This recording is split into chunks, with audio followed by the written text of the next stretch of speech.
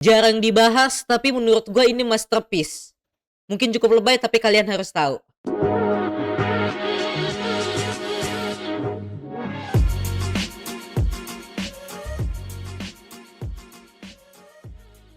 To Your Eternity atau Fumetsu no Anatae. Mungkin gue lebih suka bahasa Indonesianya itu Untukmu Yang Abadi. Betul, gue sedikit di sini ada spoiler alert dan juga thank you untuk Vito yang sudah mengajak gue nonton Fumetsu no Anatae atau To Your Eternity. Jadi di sini gue pengen membahas tentang anime yang cukup underrated. Nah, mungkin cukup lebay ya kalau gue bilang underrated dan masterpiece, tapi gue bisa akui ini adalah anime yang bener-bener sangat amat jarang dibahas tapi bagus banget. Orang-orang kayaknya banyak yang tidak tahu deh tentang anime ini. Tapi ya gue akan ngasih tahu ke kalian di video ini, oke? Seperti judul yang kalian lihat, tapi gue jelasin sedikit di sini. Setiap POV dari teman-teman sekalian itu akan berbeda-beda ya. Seperti si A bisa saja melihat judul B, tapi si B bisa saja melihat judul C. Seperti itu. Karena ya fitur baru YouTube, gue pengen cobain aja. Sebenarnya gue udah cobain sih di channel Etukyo, tapi gue pengen cobain di sini. Tapi gue jelasin sedikit di sini, judulnya itu ada 3 ya, tapi akan berbeda di setiap POV kalian. Tapi di sini kita tidak ingin ngebahas soal judul atau thumbnail, mungkin judulnya cukup lebay, tapi seperti yang tadi gue bilang, ini anime kalian harus tahu dan gue akan ngasih tahu di video ini. Fumetsu no Anatae atau To Your Eternity baru saja keluar season 3-nya. Ya, baru saja 3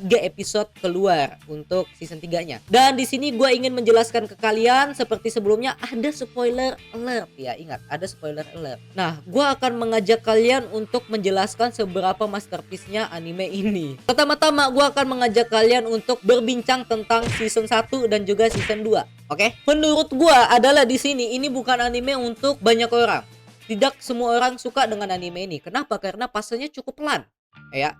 Jadi mungkin pesan gue ke kalian, bebas kalian mau dengarkan atau tidak, tapi pesan gue adalah tahan-tahanan dari episode 1 hingga episode 3. Karena jika kalian tidak tahan ya, kalian akan melewatkan satu kristal atau diamond yang terselip di anime ini. Tapi jika kalian sudah berhasil menahan dari episode 1 hingga episode 3, boom, selamat. Kalian bisa mendapatkan satu diamond. Satu, maksudnya apa bang? Ya, kok tidak salah dengar. Ada banyak diamond di dalam anime ini. Betul. Jadi, seperti tadi kataku, ini bukan tontonan banyak orang karena pasanya cukup pelan. Tapi, ya di sini lu bener-bener diajak untuk mengenal MC kita lebih jelas untuk season 1. Oke? Tapi gue jelasin dulu sinopsisnya itu seperti apa. Sinopsisnya ini adalah Tuhan sedang iseng atau gabut. Betul. Tuhan sedang iseng atau gabut. Ya, kalian tidak salah dengar. Jadi Tuhan menciptakan satu entitas bola yang dimana jadi benda ini bisa berubah jadi satu objek atau satu entitas baru. Ya, seperti orang, hewan, anjing, hewan sama anjing apa bedanya? Seperti orang, hewan dan juga benda-benda lainnya gitu. Oke, jadi intinya Tuhan sedang iseng atau gabut, ya kan? Sebenarnya bukan Tuhan. Kalau di manga itu disebutnya The Beholder. Mungkin kalau kita sebutnya Tuhan agak sedikit sensitif ya. Tapi kalau di manga ini disebut sebagai The Beholder. Nah, tapi di sini kita benar-benar diperlihatkan perkembangan si karakter tadi ini. Dari bola dia berubah menjadi batu dan dia berubah menjadi sesosok anjing. Yang dimana dia bertemu dengan satu orang pria tanpa nama dan dia menemani sepanjang hidupnya tentang si pria ini. Akhirnya long short story, dan setelah itu dia berubahlah menjadi manusia. Long short story nih, dia berubah menjadi manusia dan kita diperlihatkan perkembangannya dari tidak bisa ngomong hingga dia bisa merasakan emosional-emosional seperti sedih, marah, dan senang. Tapi menurut gue penulisannya jauh lebih bagus daripada Demon Slayer. Sorry banget nih bagi kalian yang suka Demon Slayer, tapi menurut gue ini lebih bagus daripada Demon Slayer. Sorry to say. Dan setiap arc-nya yang ditulis dan juga disusun dengan sangat amat rapi. Setiap karakter yang ditemui oleh MC-nya juga sangat memiliki jatah dan juga sangat memiliki cerita yang sangat rapi. Jadi menurut gue ini adalah anime yang pasti tidak banyak orang yang suka karena pasanya pelan. Tapi dengan fase yang pelan itu lu dibawa secara perlahan. Lu gak perlu mikir. Lu gak perlu menggunakan 100% otak lu. Serius, lu gak perlu menggunakan 100% otak lu. Karena akan dijelaskan dari awal lu dipertemukan dengan satu problem, lu akan dijelaskan secara perlahan. Oh, ternyata problemnya seperti ini. Oh, ternyata ini begini. Oh, ternyata ini begini. Lu gak perlu menggunakan 100% otak lu kecuali kalau memang kamu malas berpikir. Ya, tapi emang anime ini tidak terlalu berpikir. Tapi ya, aneh aja kalau lu masih belum ngerti.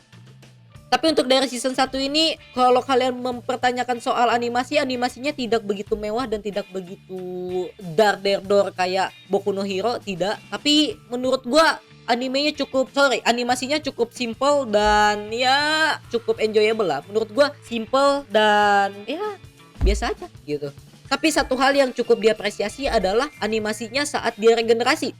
Gua lupa di episode berapa, tapi saat dia regenerasi yang dimana muncul daging terlebih dahulu baru kulit, yang dimana badannya itu sudah hancur, yang dimana dari daging dulu baru tumbuh kulit. Itu menurut gua patut diapresiasi. Dan di anime ini ada banyak arc yang dimana tidak akan gua sebutin semua, tapi gua sangat suka banget arc-nya March dan juga arc-nya Bond. Ada satu karakter namanya Bond, itu ada di season 2 ya. Mungkin seperti tadi yang gua bilang, ini akan menjadi spoiler alert ya. Kalau kalian mengabaikan spoiler alert di awal video ya selamat, kalian spoiler. Tapi balik lagi, gue suka banget dengan arc-nya March dan juga arc-nya Bond, yang dimana arc itu tertulis banget dengan rapi dan karakter development yang menurut gue sangat bagus. Jadi ya sekali lagi kalian harus tahu, dan gue akan merekomendasikan kalian untuk menonton anime ini. Dan seperti yang tadi gue bilang, penulisan karakter di anime ini benar-benar sangat rapi dan tidak terkesan buru-buru, yang dimana tidak terkesan lu dipaksa bener-bener lu harus tahu dengan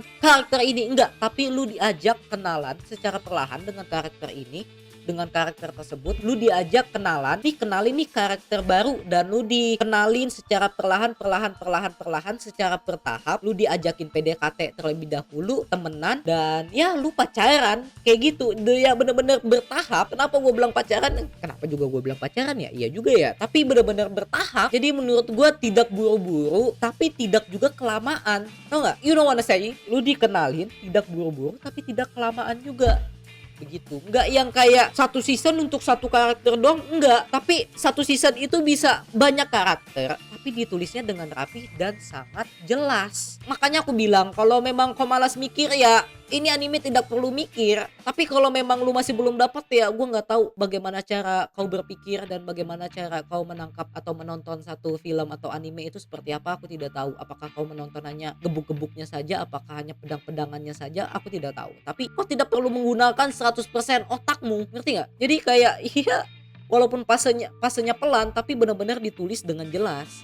Tapi balik lagi, kenapa aku bilang tidak untuk semua orang, karena pasenya yang cukup pelan gitu. Makanya cukup tahan-tahanan aja dari episode 1 ke episode 3. Tapi ini dari tadi penjelasanku cukup muter-muter. Oke, kita lanjut ke season 2.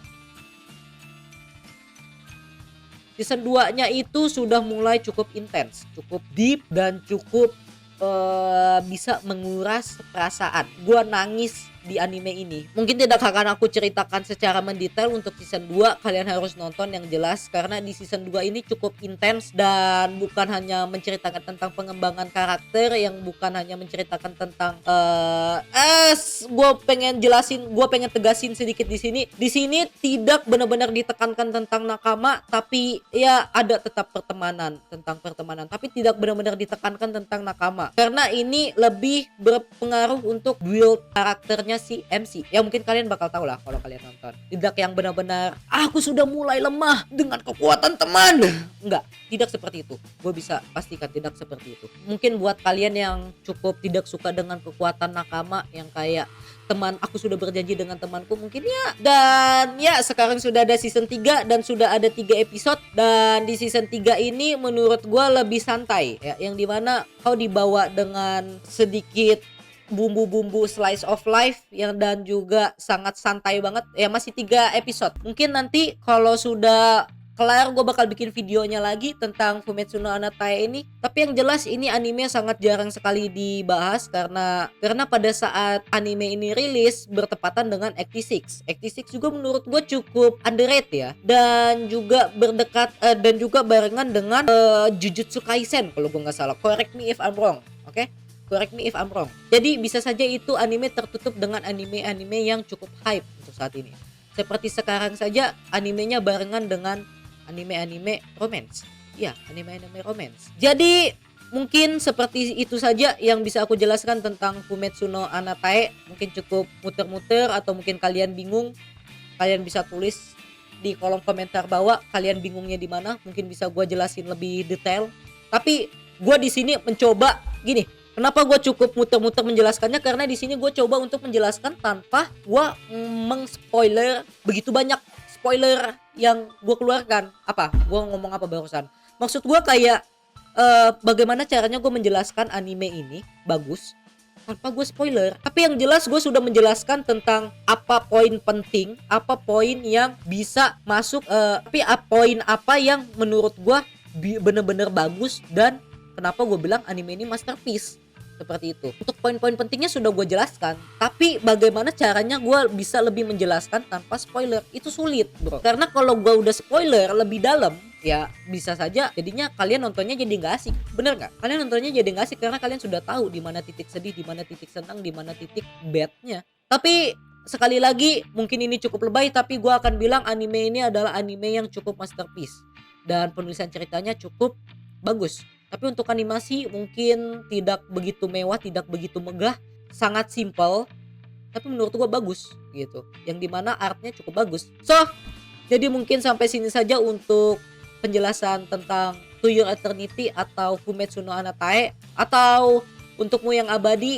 So, tulis di kolom komentar bawah apakah kalian suka pembahasan seperti ini. Jika gua ada yang salah, kalian bisa komen di bawah. Jika kalian tidak suka dengan cara pembawaan gua, kalian bisa komen di bawah. Mungkin bisa gua perbaikin atau mungkin ada yang gua salah. Tulis di kolom komentar bawah. Oke?